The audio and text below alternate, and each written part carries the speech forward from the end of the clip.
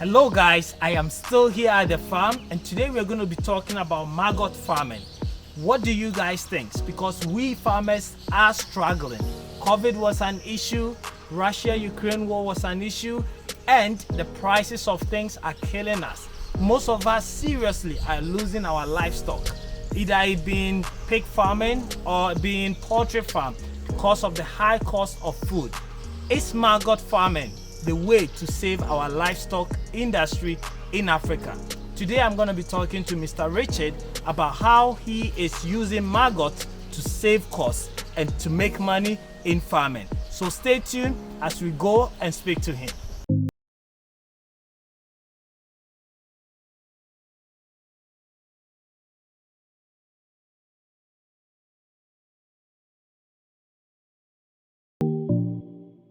We want to learn more about maggots. I've heard maggots, I've seen people feeding animals with it. Please tell us, what are you doing here in terms of maggots and why are you doing it? One, the cost of feed is very high. Two, if you are producing your own maggots, as in the initial stage when you have to start the project of maggots, of course you don't go for the black soldier fly. You have to begin by buying the eggs, you hatch the eggs, then you feed. So when you feed them, eventually they will turn to the black soldier fly. So what we normally do here, 20%, when we look physically at the maggots, 20% we reserve. We let them continue feeding and grow up to the adult stage, that is the black soldier fly.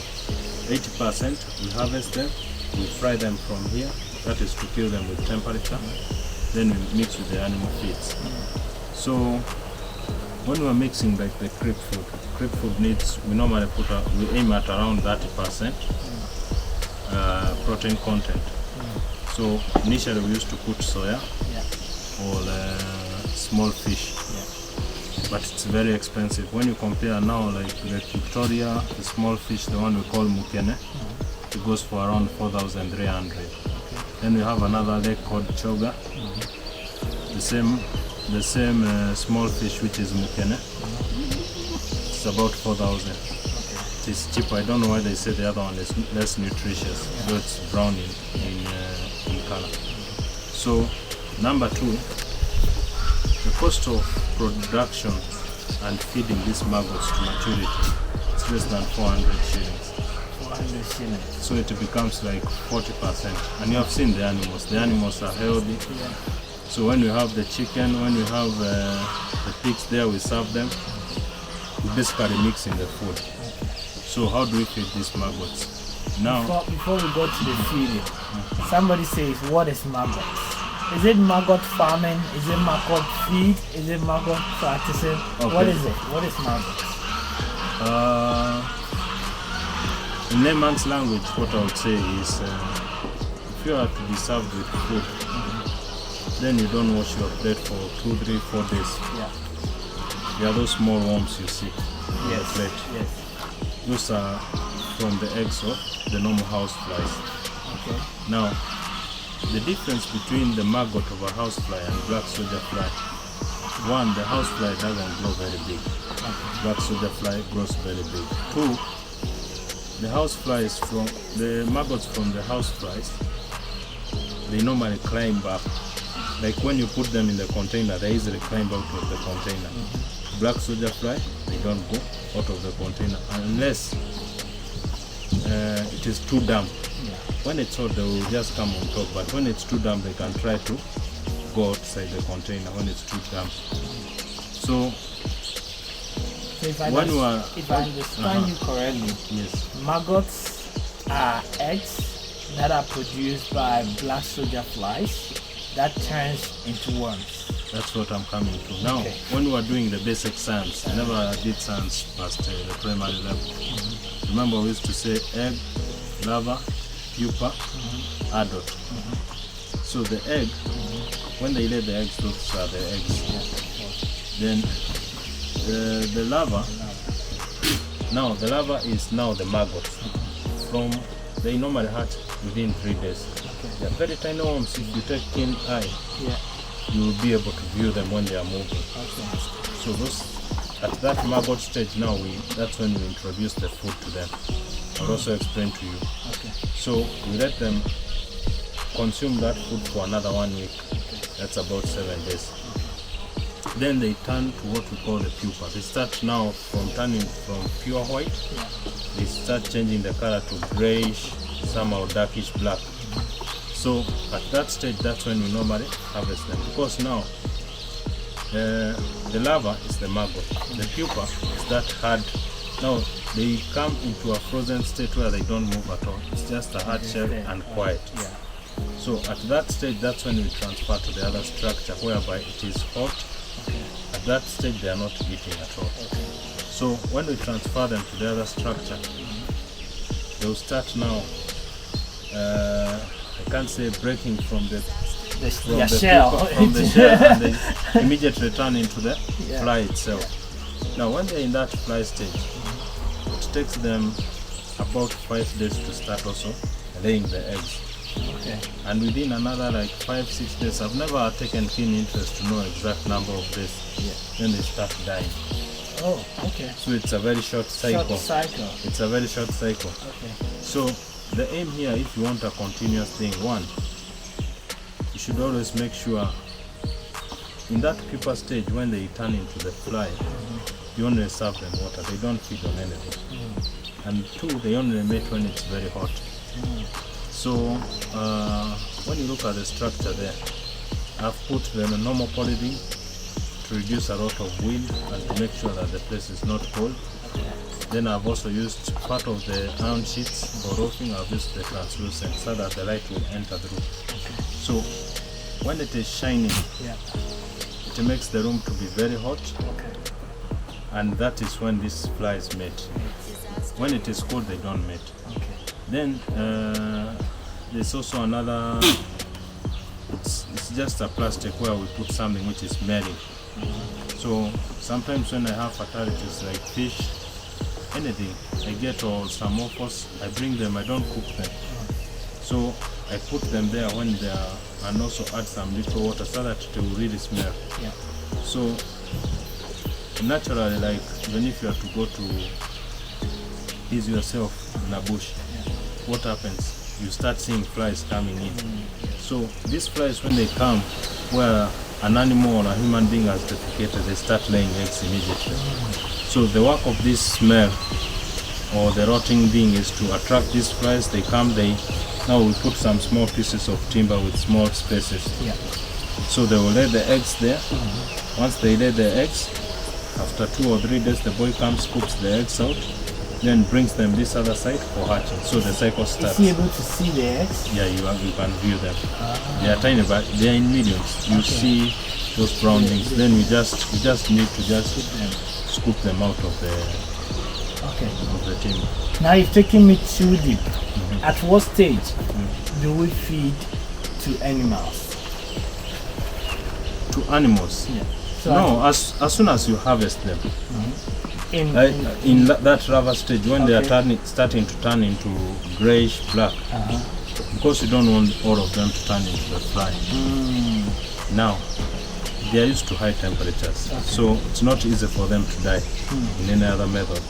So when we grill them there, we pour them there, we put firewood and fire down. We start like the way we roast the groundnuts until we see most of them are dead or all of them are dead. If you are to take them live, they will hatch into flies from the other side. Then too, even if you are to mix for the animal, they will keep moving. They will escape into the structure, then you have so many black soldier flies in your farm. So you pick them when before they turn into that shells, when they are when they are still moving. Yeah, so you pick them up and then you bring them into a pan or something and fry them. We fry just to kill.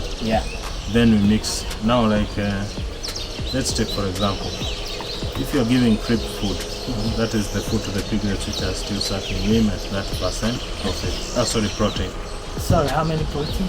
30%. 30% content of the food mixture. So what will happen if you get like 100 kilo bag of maize bran, make sure at least 30 kilos of maggots goes there. That is 30 kilos. So in terms of livestock, what livestock can you feed maggots to? There's no limit. It depends with your production. Okay. Sometimes, like when the prices of feeds are very high, so we are reducing the animals, cutting the animals. But when we are optimum, like when I have both birds and I have very many pigs there, so when we go inside there, we only put 1 gram, between 1 to 2 grams of eggs in that plastic basin when we are hatching. Then after that we introduce the food. Then after introducing the food, basically what I do is like if I'm to feed on the pigs, I get offals but of chicken. If I want to feed my maggots on the chicken, I have to get maybe offals for the pigs. And offals is what you're gonna put to smell? No. I get what we call the brewery waste. That fermented maize, sorghum, they use when they are making the beer. It's the best and it's very cheap.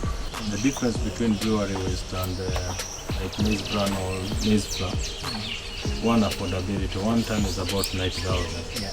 2, it doesn't become solid. Like if you are to mix maize flour, then you put some water, it becomes a very hard thing. But this one still, it doesn't form a very hard substance or mixture. I've seen this, especially on the internet, but my thought has always been, would this be enough to really reduce my cost? It will play a very big role in reducing your costs via the protein. Because the most expensive thing in feeds, just like even in human, the food we eat, is the protein. If you can manage the protein, then you can be able to maneuver here and there. Because now, like I told you, the cost of production is less than 400 shillings. So you can't compare with buying either, like now when you are using the fish, they attract what we call the aflatoxin, the molds.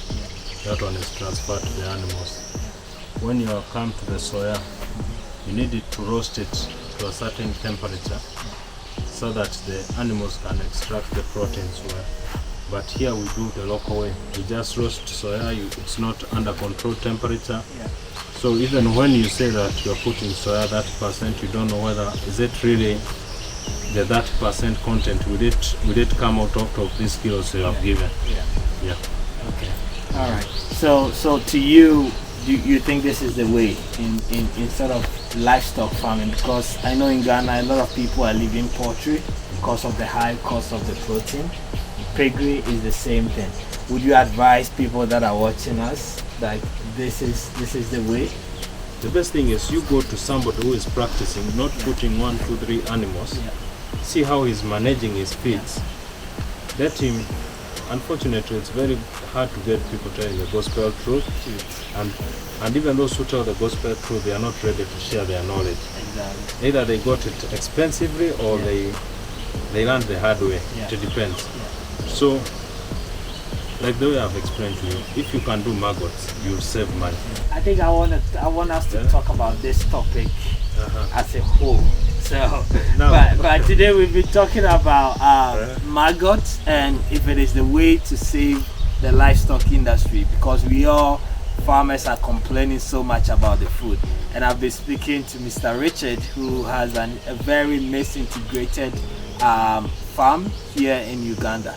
I hope you guys have enjoyed the advice that we are giving. Again, go out there, do more research, but we're just sharing our experience and what we think as farmers with you.